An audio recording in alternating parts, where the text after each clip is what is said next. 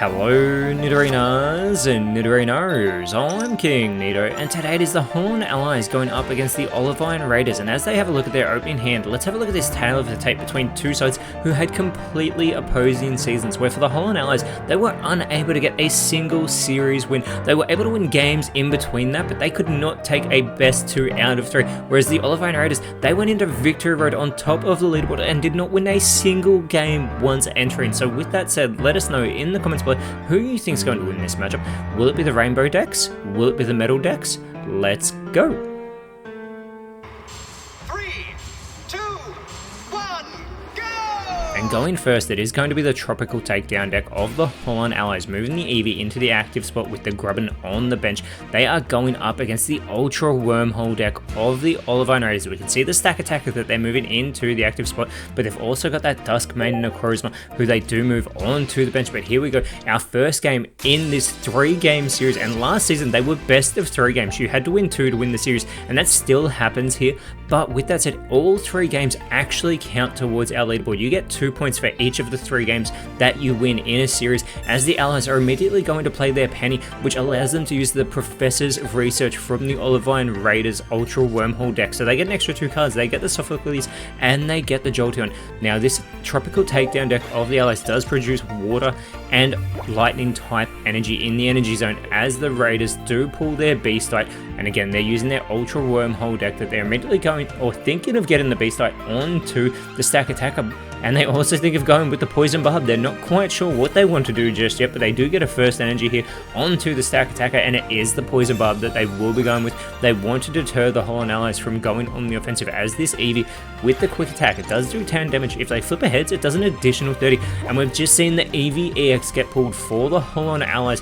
Now this is the only EX card that has ever been permitted inside the PokeType League TCG, and with that said, that is to permit the Allies from being able to maximize the evolutions from the Eevee Grove set in the A3 sets for this season. But as soon as they do lay down that Eevee EX, they have to evolve it at the earliest opportunity, whether or not it benefits the Allies or not. That was the ruling when determining whether or not this Eevee EX card would be allowed, as it is going to be the Vaporeon being evolved into the Eevee, getting that water energy, and it only requires the single one for that Hyper Whirlpool as they send it over to the Olivine Raiders. With that said, Vaporeon still requires another 2 energy, whereas Stack Attacker gets its second for this Brass Rock, 40 damage, and it will take 20 less damage from incoming attacks in the coming turns. Or sorry, I should more say in the following turn after having used that attack, as the Allies get to use their own Professor's Research that they just pulled.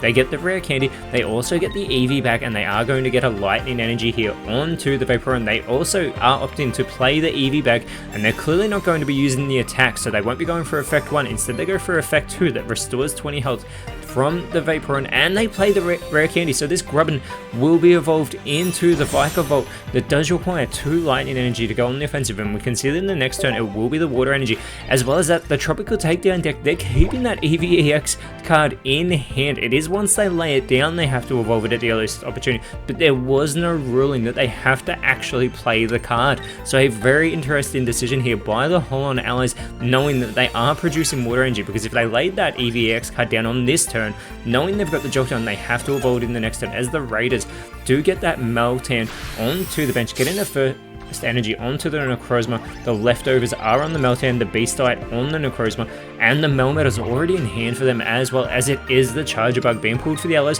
The Vaporeon gets its 3rd energy, and they are going to use their 2nd Eevee bag onto the Vaporeon, whether or not they go for the attack or the effect or the health restoration, and that is exactly what they're doing, bringing that health back up to 80. This Hyper Whirlpool though will only do 50 damage thanks to that Brass Rock of Stack Attacker. However, they are going to flip a coin. If they get ahead, they will be able to remove energy from the Stack Attacker, but they get the tails immediately, so that will not happen. However, the Poison Barb has been activated, so Vaporeon does have to contend with this poisoning, bringing its health down. And now the Olivine Raiders finally get to use their own Professor's Research that provides them with the X speed and the Pokeball, which they do play immediately, so they're getting another basic Pokemon out of their deck. They get the second Duskmane Necrozma, who does require 3 energy. Keep in mind that Beastite that is placed onto it as well does allow it to do an additional 10 damage, but only for every point that they've taken, and they haven't taken any just yet. But with that Brush Rock, they do bring the Vaporeon down to 30 health. The Poison brings it down another 10. The second Jolteon has been pulled for the Allies as they're continuing to produce water energy, and they need the lightning energies at the moment here.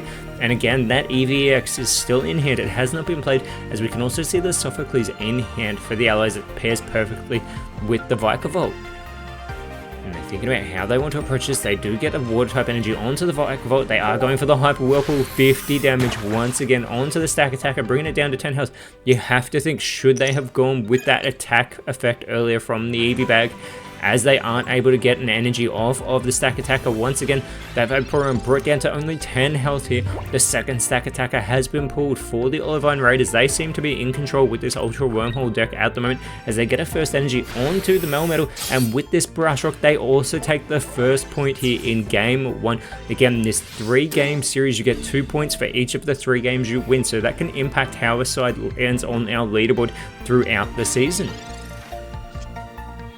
It is the second Charger Bug being pulled for the Allies, as they do move the Vikavolt into the active spot, and now they're going to play that Eevee EX. They do not want an empty bench, as the Eevee EX is going to get a water energy, but it's still the Jolteons in hand. They're probably hoping that they can pull a Glaceon very soon, and by very soon I mean they need to pull it in their next turn, otherwise this Eevee EX will have to become a Jolteon. The Guzma is pulled for the Olivine Raiders. Now there's no Pokemon tools on the side of the Holon Allies at the moment, whereas there are Pokemon tools galore on the Raiders. Every single one of their Pokemon has a Pokemon tool. The Brass Rock, 40 damage onto the Vikavolt, who has 100 health remaining, and there is the second Eevee being pulled for the Holon Allies. And apologies, that is technically the third Eevee, but the second base Eevee, as there's only one Eevee EX card in each of the 3 Holon Allies deck. The Jolteon is on the Eevee EX now, but we can see there is a lightning energy that has been produced for the next turn, and they are going to get that water energy onto the Eevee now, as all of their Pokemon have a single water energy. This is not good for the Holon Allies. This is the catch with these rainbow decks, these multi-type decks. They cannot determine which energy will be generated in the energy zone.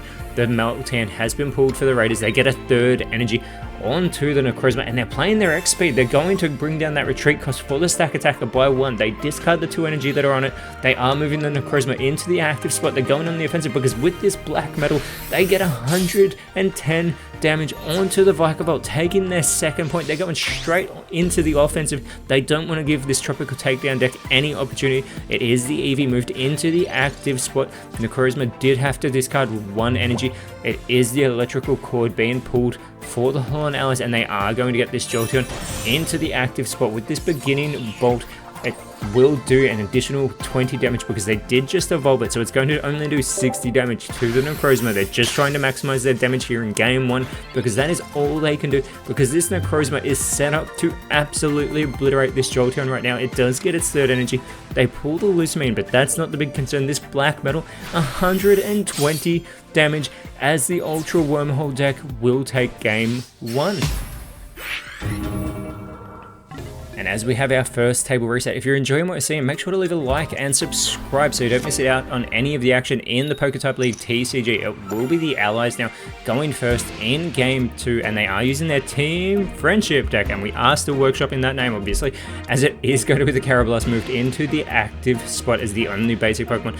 The Raiders, using their Laser Focus deck, they move the Klefki into the active spot with the Aron on the bench. They've got the Togedemaru, they've got the Aggron in hand as well, but is the Togedemaru being moved onto the bench here as well. Now the Olivine Raiders, we said they went all season long. They finished the regulation season in Season A2 on top of the leaderboard. That was their debut season. They did not win a single game. They got clean swept in back-to-back series to be eliminated from Victory Road. So they are hoping for a rampage to return to Victory Road this season and redeem themselves. The Eevee EX and the Drillbird do get pulled for the Holon Allies after playing their Professor's research. They've got the Espeon in hand, as well as the Escavalier and the Guzma and the leftovers. They keep the Eevee EX in hand. Now this deck, even though they do have the Leafeon, they only produce Metal and Psychic type energy, as it is the second Togedemaru being pulled for the Olivine Raiders. The Klefki getting its first and only required energy for this unlock to do 10 damage, but they get to draw an additional card. They get the second Aron, and they've got the Poison Barb on, as it is the Excadrill being pulled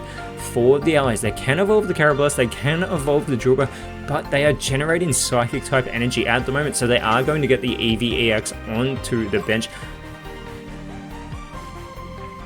Now both Excadrill, who is now online, and the Escavalier do require 1 metal energy each, which is not good because this Carablast has 50 health on it, but they're going to play the Guzma to get rid of that Poison Barb on the Klefki. A very intelligent play. This allows them to go for the Headbutt without worrying about that poison status condition, so they do a bit of chip damage, clearly waiting for a metal energy. But with that said, the allies are producing another Psychic energy on the next turn. The Raiders do pull the Laron. Laron? How do people say that?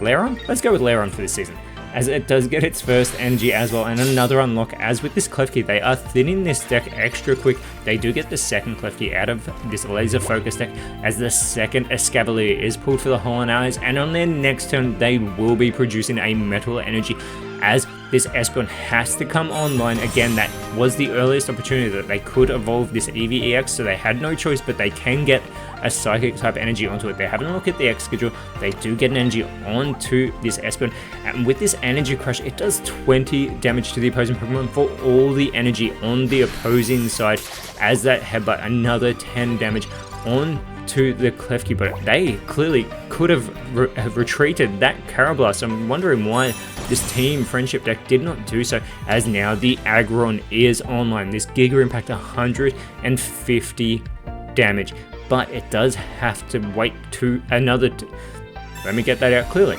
Once it uses the Giga Impact, it cannot use it on the following turn. It does require 4 energy to do so, and it's got a 4 energy retreat cost. As they continue with these unlocks from the Klefki, they get a rare candy. They are absolutely thinning this deck as quickly as they can. But now the Holon Allies have pulled their own Poison Barb. It will be a Psychic energy on the next turn, but they finally have a Metal energy, and they're going with the Excadrill. This is why they kept that Espeon on the bench. They had a plan in mind. They are going to get the Poison Barb onto the Excadrill as well. Excadrill having 110 health. They can evolve the Carablast if they choose to do so, but with this Slash, it will do 50 damage to the Klefki. They've also got the leftovers, but they can't put that on the Excadrill now. And here is that Slash. 50 damage. Klefki will have 10 health remaining. The Raiders need to decide what they want to do. Are they willing to give up the Klefki? They have just pulled the big Malasada though, so they can restore 10 health from it, as well as the leftovers. That will restore an additional 10, and the Aron is online, as the Aggron gets its third energy here. And still, we are in game 2, and neither team has taken a first point to take the lead in game 2.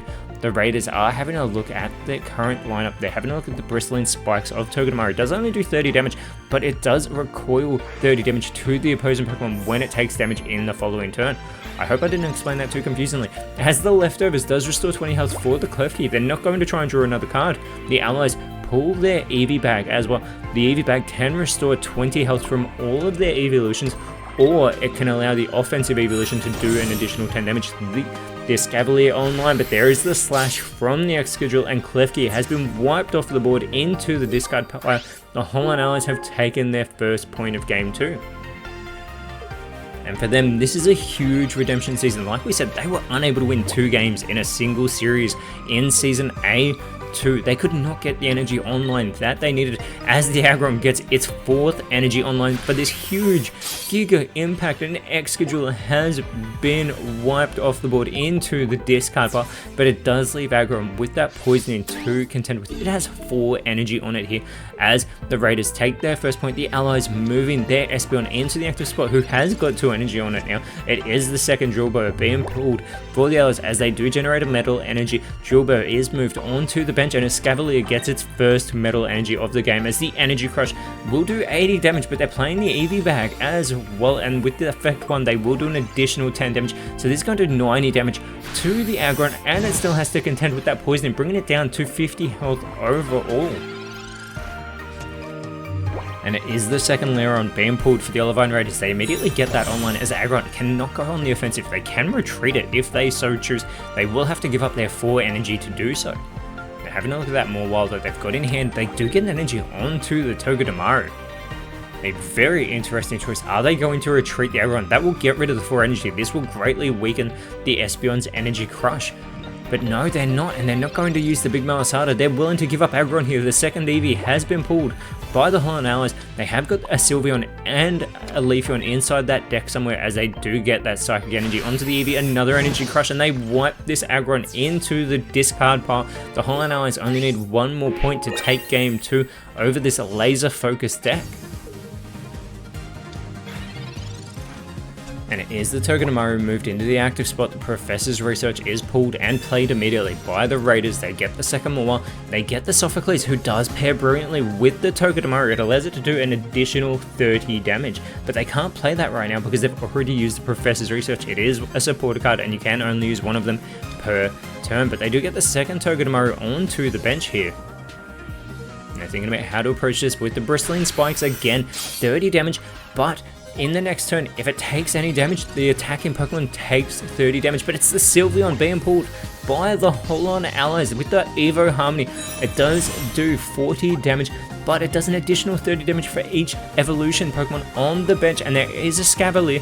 Drillbur has not evolved, so it does not count, but Espeon, who has only a 1 energy retreat cost, and they are capitalizing on this. They get a Metal Energy onto the Sylveon. It only requires 1 Psychic Energy of the 2 energy on it. They get the leftovers onto it. I'm not sure they've realized the massive win condition, because 100 damage from this Evo Harmony, and Togedemaru is discarded from this match. There is the 50 recoil damage with that said, but it still takes it off the board, and the Holon Allies and this Team Friendship deck have taken game 2 as we have our final table reset.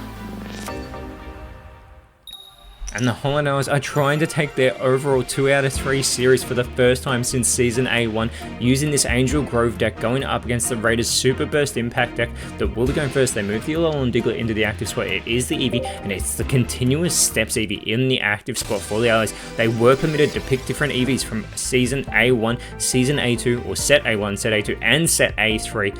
But here we go, our game 3, as it is the Pokeball played by the Raiders. They do get the Magina that they move onto the bench. They've already got the Alolan Dugtrio in hand, as well as that Ferrothorn.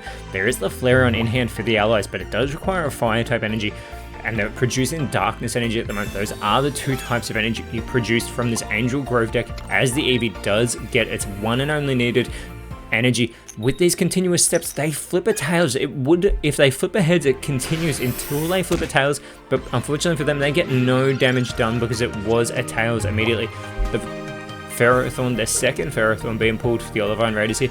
This happened to headbutt, does 40 damage, but it is a coin flip. They're looking at the Alolan Dugtrio. It can do 70 damage with 2 coin flips, or is it, or otherwise it may be coin flips until they get a tails as well. We'll have to double check that. There are so many effects throughout this game. As the Guzma is played for the Raiders, they discard that Poison Barb from the Eevee. They don't want to have to contend with it. As we can see, there will be a Fire Energy produced on the next turn for their Holon Allies. They are thinking of getting the Flareon on to the active spot with that Assisting Heater. It does do 40 damage. And they are going to get the Flareon online. It has 110 health, so it can outlast one Iron Head from the Dugtrio. It does get a second energy here, but it cannot go on the offensive. They've got the Alolan Marowak in hand now. As the Raiders do pull their Professor's Research, they will get another 2 cards out of this deck. They get the Pharaoh Seed, they get the X-Speed. And I was not expecting to say something like that would rhyme. As the Iron Head, they do flip a coin until they get tails, so they can do huge damage with this, but unfortunately they do 0 because they get a tail straight away. But just imagine if they got 10 in a row, 700 damage. Amazing. As the Holon Allies pull their Eevee EX this time, so we have seen that throughout this matchup, they can get it onto the bench, even if they don't have an evolution in hand. It just stays as an Eevee EX until they pull one, as the Assisting Heater from the Flareon, capitalizing on the weakness of the Dugtrio. It does 60 damage, and it produces a Fire Energy for that benched Eevee as well, as it is the Poison Barb that is pulled for the Olivine Raiders. They get the Poison Barb immediately onto the Dugtrio. They need at least 2 heads from this Iron Head for Dugtrio to take out this Flareon, but Flareon can absolutely run through the Raiders with that Fire-type advantage that it has. They're having a look at the Ferrothorn as well, who they are going to start setting up, getting its first of 3 required energy, but here we go. With the Iron Head, they get 1 heads. They get 2. They get 2. That is exactly what they need. The Flareon is discarded, as the Raiders will actually take the first point here in game 3 over this Angel Grove deck. and it will be the Eevee EX moved into the active spot. As we said, the Holon Allies were given special permission, but they get the Umbreon as well, so they will have to evolve it immediately. Fortunately for them, they are generating darkness type energy, which is going to allow it to go on the offensive. They're also going to get the leftovers on it. They don't have another basic Pokemon on the bench, but with that said, this Dark Blinding 40 damage onto the Alolan Dugtrio. It is wiped out into the discard pile, and it is a 1-point game each. They still need 2 more points to do both sides, but the Allies need a benched Pokemon, because if Umbreon is discarded and they've got nothing on the bench, it will be an automatic win for this Super Burst Impact deck, as it has to start contending with the poisoning. The second Alolan Diglett has been pulled, and they get another energy onto the Ferroseed. The spinning attack does 70 damage, but they still need 1 more energy onto it. As that poisoning is afflicting the Umbreon here, they get their second Eevee back. Now, it is an item, but it's not a supporter, so they can use both of these in one turn. It can restore 20 health, or it can do an additional 10 damage. They have the choice. They go with the 10, but here Umbreon only has 100 health. So that's the catch, and with those steel spikes, Ferrothorn does do recall damage to the opposing Pokemon. The Allies really need to think about how they want to approach this. They may not go on the offensive just yet. And they're not going to. They want to get another basic Pokemon. They need the Cubone so they can get these Alolan and Marowaks online. It is another Professor's research for the Raiders. They get the Alolan Dugtrio again, the big Malasada if they want to restore 10 health, but their Pokemon currently are at full strength. They get the third energy onto the Ferrothorn. They can go for this spinning attack. The Holon Allies desperately need a basic Pokemon, or their matchup is going to be over here. And they get the Flareon. That is not what they needed. They can play the Eevee bag, but this will cause them to take more damage unless they choose to go with option 1, which allow them to do more offensive damage to try and offset the damage they're taking in this matchup. And that is exactly what they're doing. They're going out on their own terms, 50 damage onto the Ferrothorn, but there is that recoil damage that will take out the Umbreon. And again, the Holon Allies are unable to take 2 out of 3 games in a series, as the Olivine Raiders will take the win in game 3 to put them higher up on the leaderboard. And next round they will be going up against the Levinci Wonders, whereas for the Holon Allies they will be going up against the Pastoria Hydros. But until then, Nidorinos, thank you so much for watching. Let us know in the comments below what you thought the best card was, and if you enjoyed what you saw, please leave a like, share, subscribe, but more importantly, always remember, send thanks, and I'll see you when you see me.